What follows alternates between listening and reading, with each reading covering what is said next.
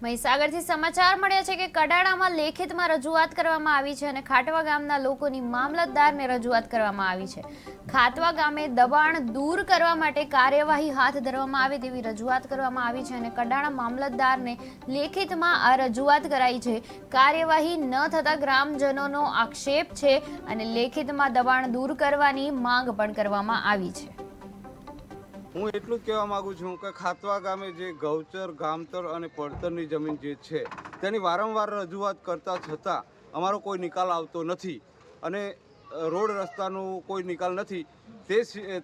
તે માટે અમે વારંવાર રજૂઆત કરીએ છીએ। તેનો અમારે તાત્કાલિક ધોરણે આનો નિકાલ મળવો જોઈએ એવી મારી રજૂઆત છે।